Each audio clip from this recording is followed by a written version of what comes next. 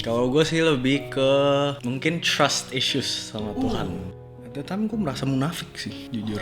Kayak gue sama Tuhan juga kosong, agak jauh dari Tuhan rasanya. Karena gue anak pendeta dan gue juga kenal banyak anak pendeta lainnya. Malah lebih jauh dari relationship sama Tuhan biasanya rusak.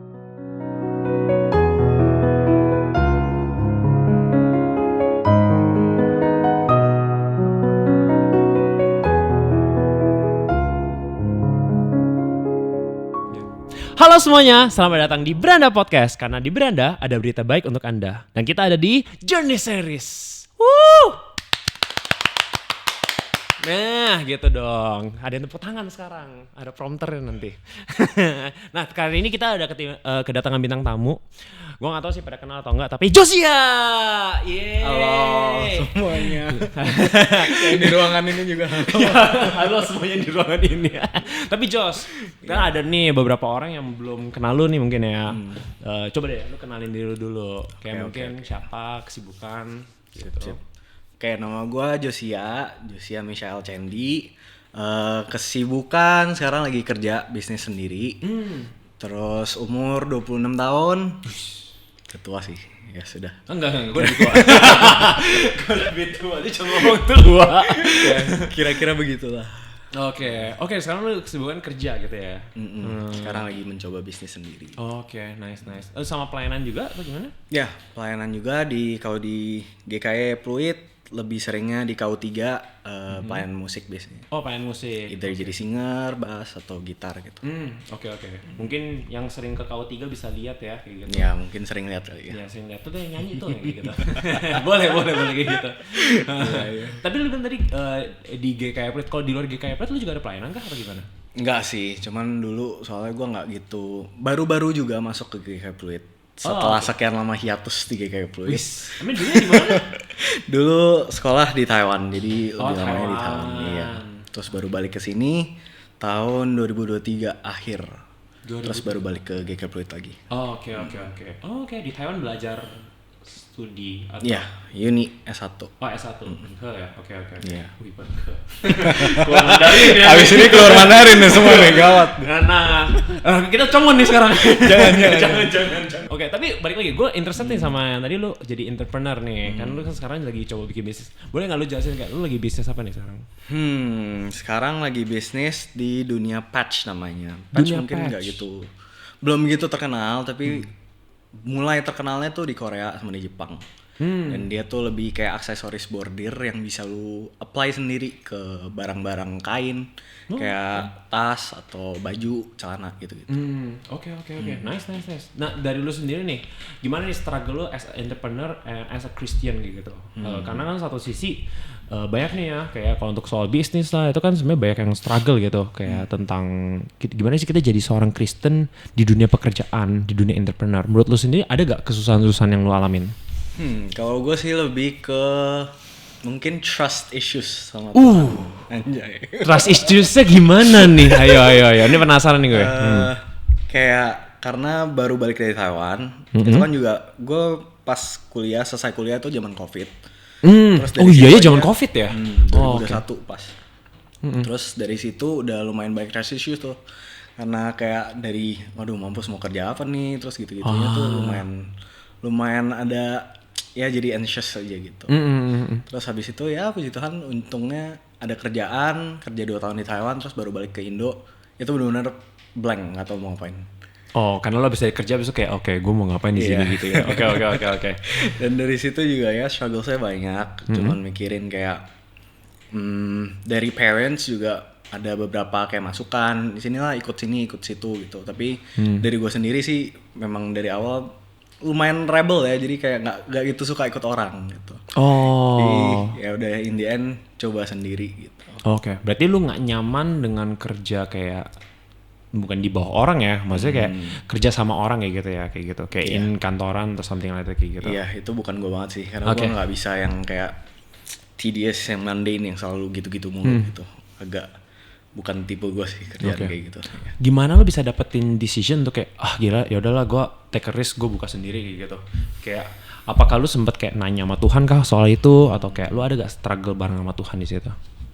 Struggle sama Tuhan di bagian entrepreneurship ya.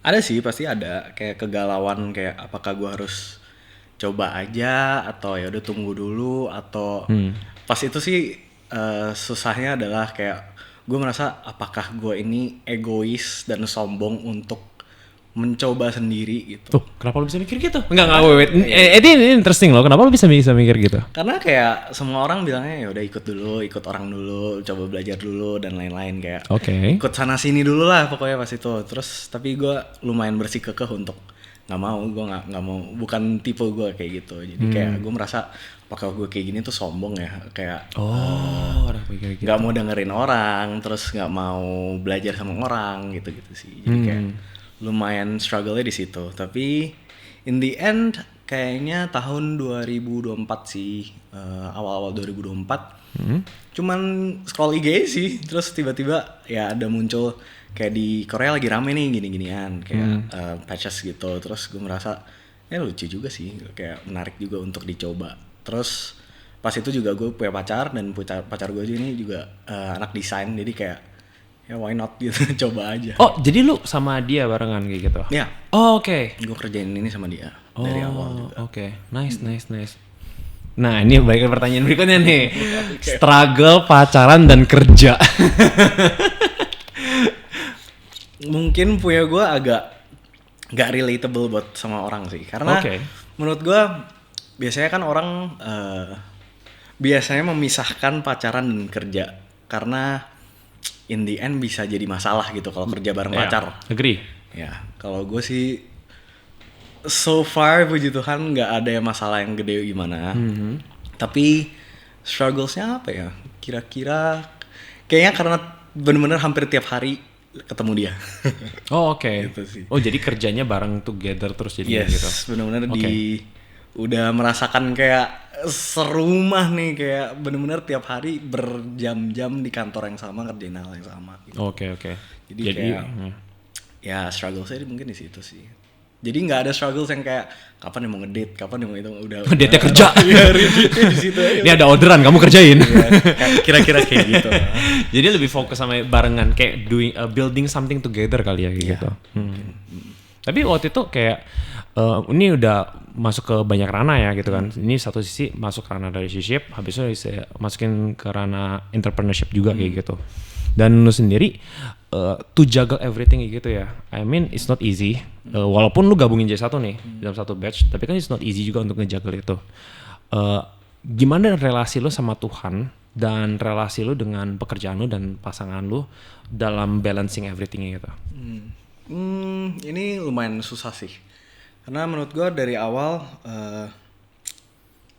susahnya adalah karena cewek gue bukan Kristen dulu. Oh, oke.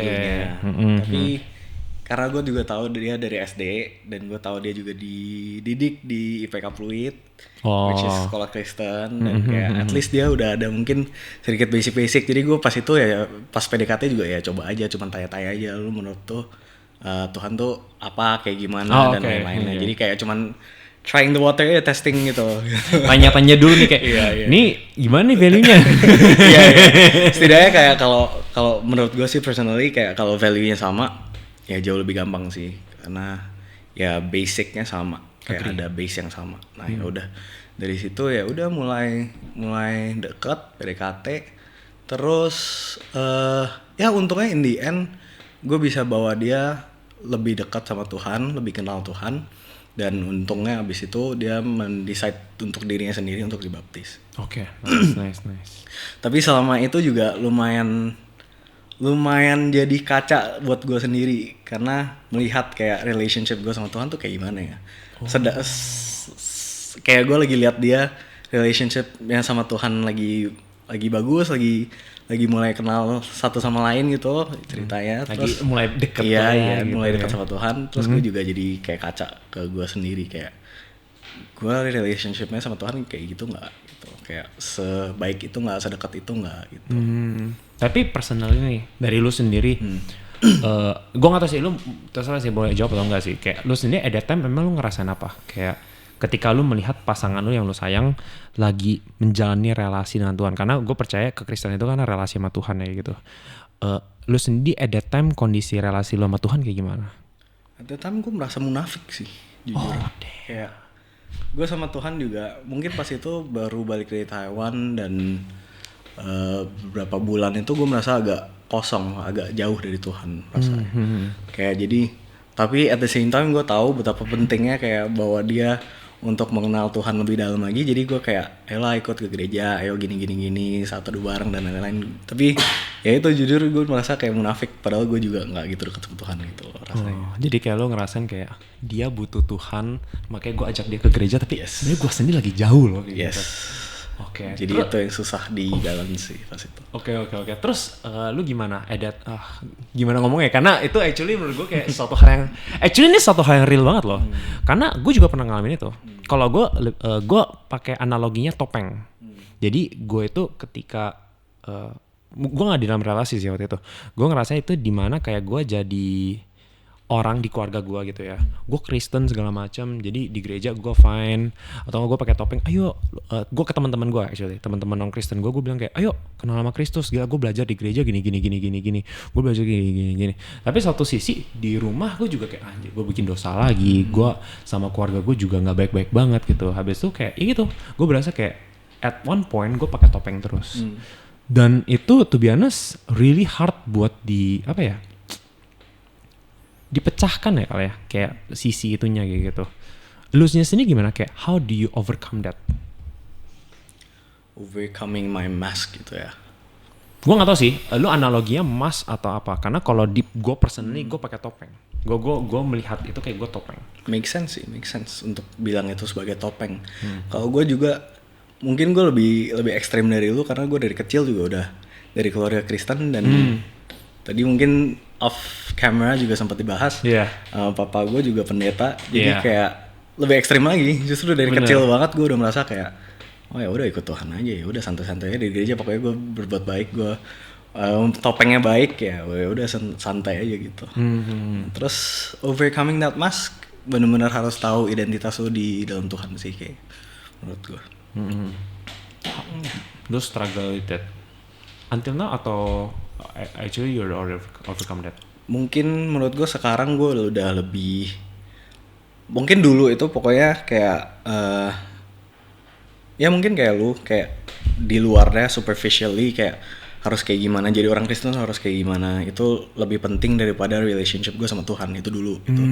Tapi menurut gue sekarang ya relationship sama Tuhan lebih penting daripada orang lihat lu kayak gimana, karena ya change-nya dari kenal sama Tuhan dulu baru kelihatan sifat aslinya gitu sih. Yes, agree. Gue totally agree. Karena it's a bullshit kalau lu di gereja kelihatannya deket sama Tuhan, tapi relasi lu di belakang sama Tuhan nggak good banget gitu kayak what gitu.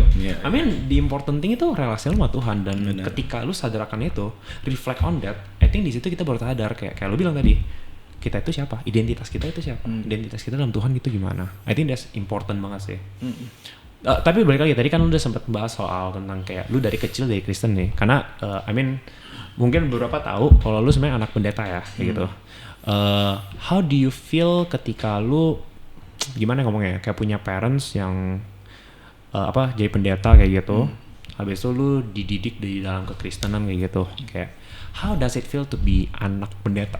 Mungkin general kayak gitu kali. Mungkin general kayak gitu, gue juga bingung nanya. Gimana jadi anak pendeta, bukan rasanya jadi anak pendeta maybe. Lucunya sih karena gue anak pendeta dan gue juga kenal banyak anak pendeta lain ya. Oh iya. Ini bukan ngomongin anak pendeta lainnya ya, tapi biasanya mereka justru jadi malah lebih jauh dari, malah relationship sama Tuhan biasanya rusak gitu sih. Gue actually quite agree with that. Gue agree. Karena waktu itu siapa ya? Gue sempat ngobrol sama satu cewek. Habis itu bilang kayak, gue nggak mau pacaran sama anak pendeta. Gue kayak, loh kenapa? Kayak gitu. Gue penasaran gitu. Gue mau tahu. Wah, anak pendeta biasa hancur. Loh, lu kenapa stereotyping gitu? Menurut gue itu something yang. Tapi apakah lu agree kalau itu stereotyping yang sangat tepat atau enggak? Menurut gue lumayan agree sih. Oh really? Kenal banyak orang juga yang ya mungkin dia dilihat dari luar sih kayaknya agak-agak rada-rada ya gue lihat gitu, kalau anak pendeta, tapi ya lumayan agree sih. menurut lu sendiri struggle-nya apa jadi anak pendeta? Mungkin peer pressure dari orang sih. Terus lebih kayak dari kecil sudah dididik untuk ya udah Kristen. Jadi mengurangi makna Kristen itu sendiri apa gitu. Quote that guys, quote that. Udah.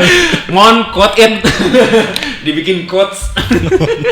Actually that's really good sih. Ketika kita lupa memaknai arti Kristus, kayak kita ngerasa kayak kita jalanin, oh ya, Kristus itu benar, that's it. Tapi what's the meaning of it gitu. Dan I think ketika kita sadar kok itu relasi sama Tuhan, dimana Tuhan benar-benar bersama kita, I think itu different banget dengan kita tahu oh Tuhan gitu, Tuhan benar, that's it gitu.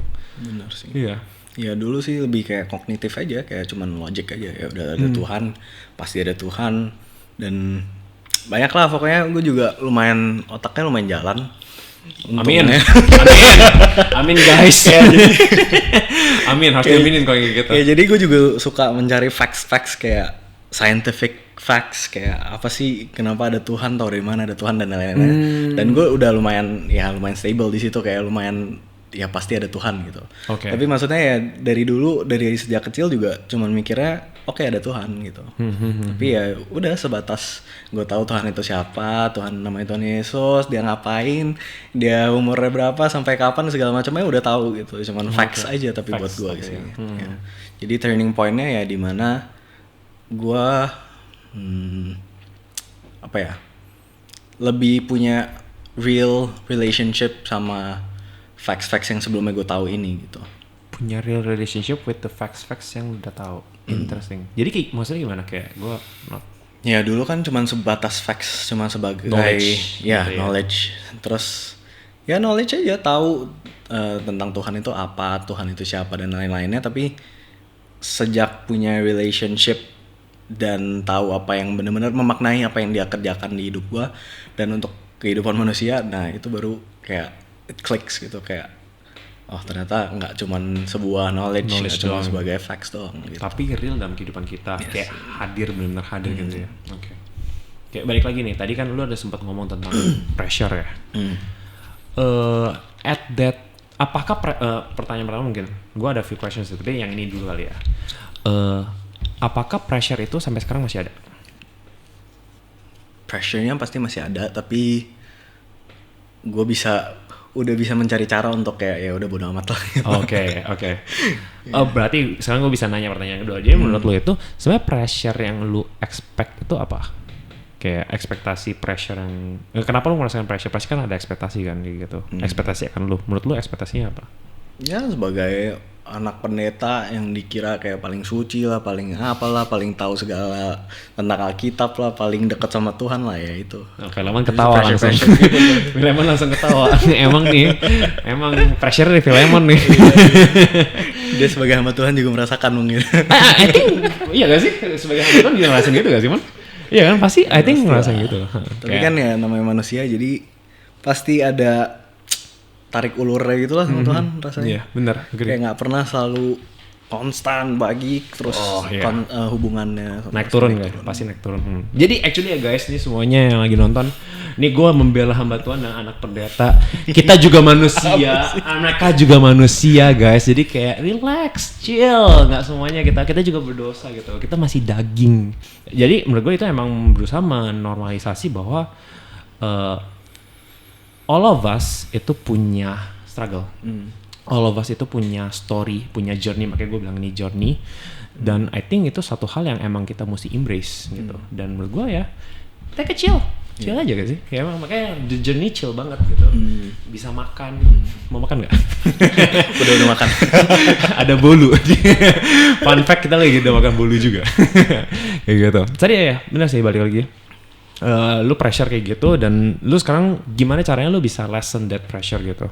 Karena I think banyak orang yang ngerasain pressure itu ya, kayak mungkin gak hanya sebagai anak pendeta, tapi bahkan sebagai seorang Kristen doang di tengah-tengah non-Christian.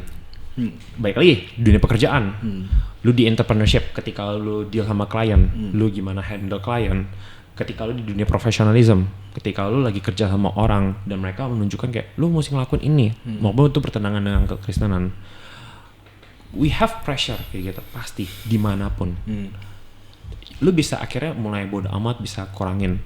Tapi kan banyak nih yang belum tahu. Kayak lu kira-kira bisa kasih mereka kayak something insight?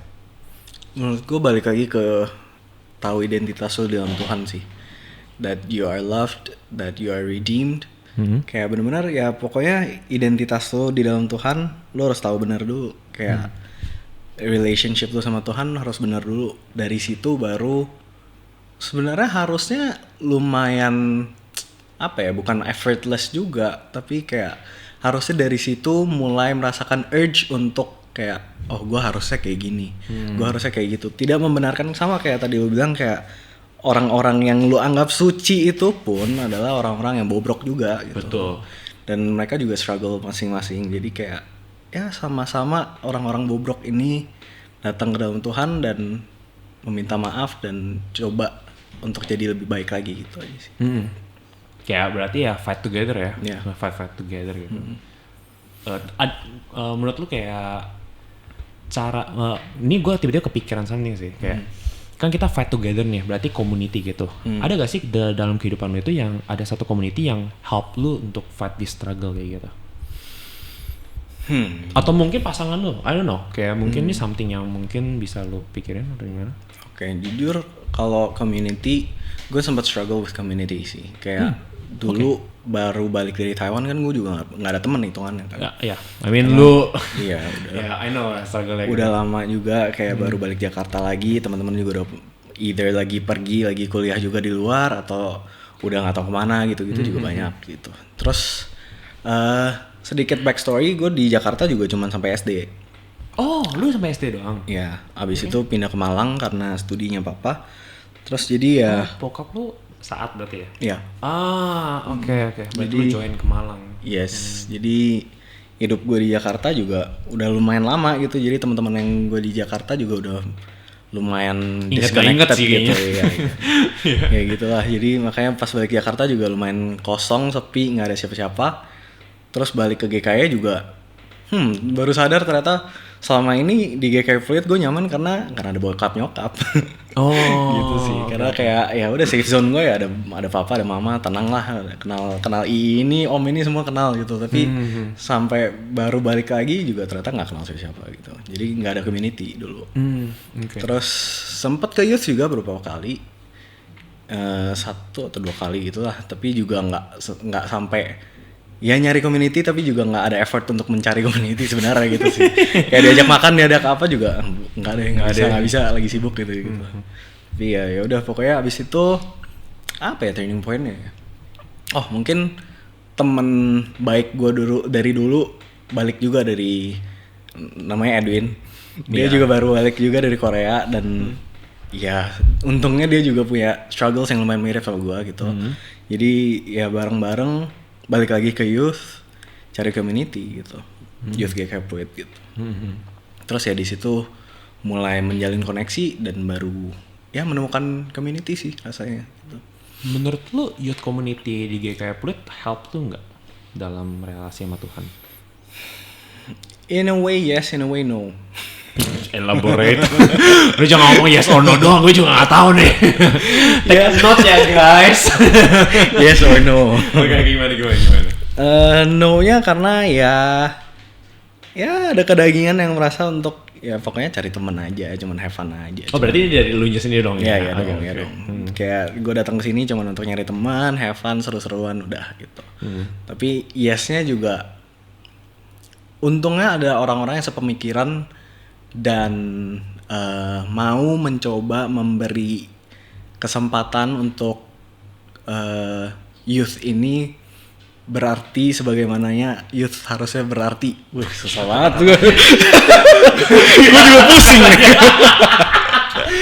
Jadi ada beberapa teman-teman community. Ya balik lagi gini deh, pokoknya kayak ada beberapa orang yang juga kayak Edwin dan banyak teman lain juga kadang kalau misalnya ada khotbah mereka raise questions yang juga gue punya questions yang sama gitu. Okay. Jadi dari situ juga evoke my thoughts untuk kayak oh ya harusnya kayak gini, harusnya community Kristen harusnya berbeda dari community cuman hangout doang gitu sih. Agree. Ya udah dari situ baru kayak oh iya ya udah balik lagi walaupun kita community ya boleh have fun tapi juga harus ada Tuhannya di dalam gitu sih.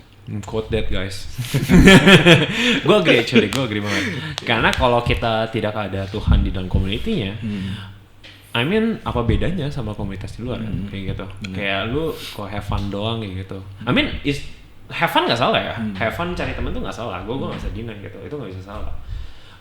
Selama komunitasnya itu baik gitu. Cuma baik lagi kita kan di sini mungkin balik lagi ke tujuan satu community Kristen ya.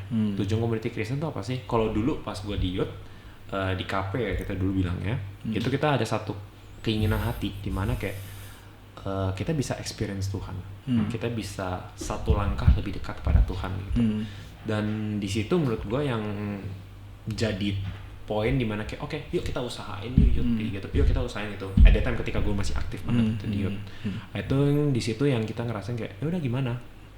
Apologetika solusi kita nggak lah, tapi actually banyak personal ministry kita ngajak ngobrol, kita hang out kayak gitu. I think that's a beautiful things juga kayak gitu.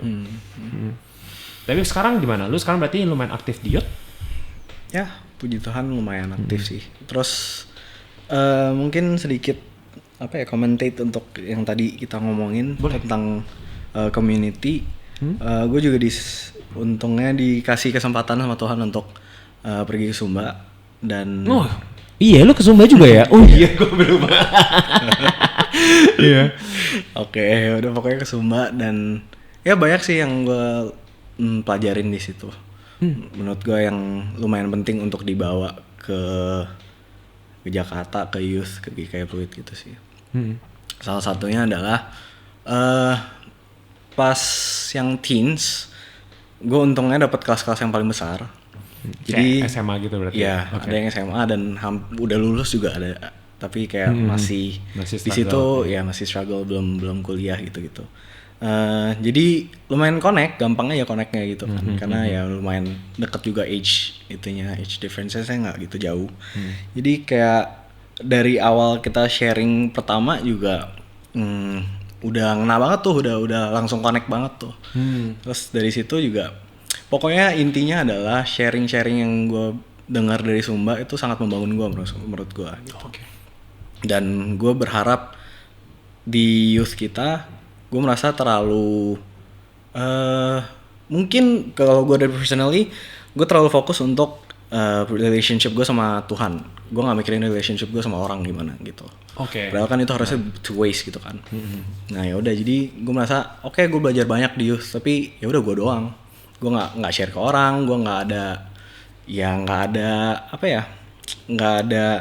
gue sempat nggak tahu ya itu kapan ya, sempat ada analogi XYZ axis gitu, pernah denger gak? Kayak coba harusnya tuh dari Tuhan ke gue dan gue ke orang, harusnya 3 dimensi gitu lah, kayak gitu.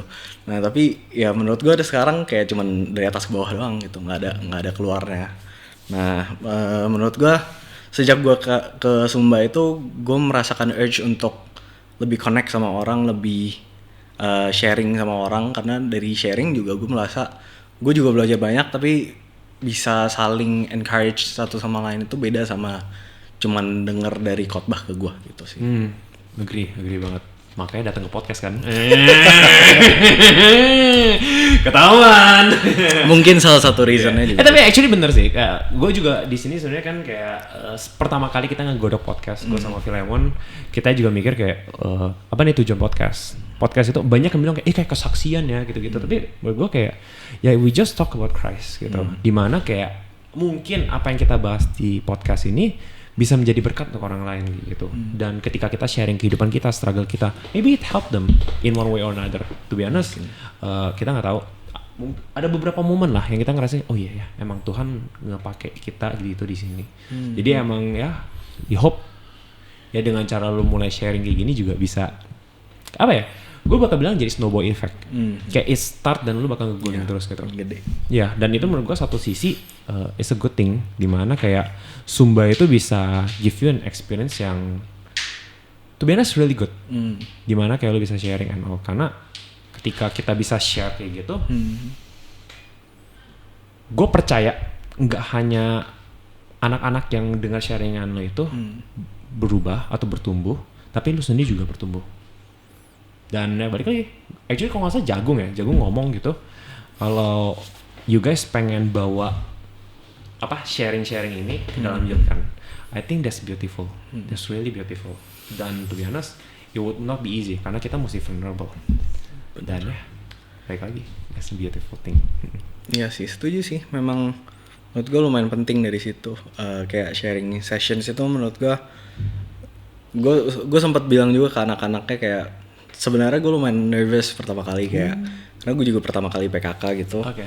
Jadi kayak mikirnya ya gue harus mengedukasi kalian gitu kan. Tapi ternyata malah gue yang diedukasi sih dari situ.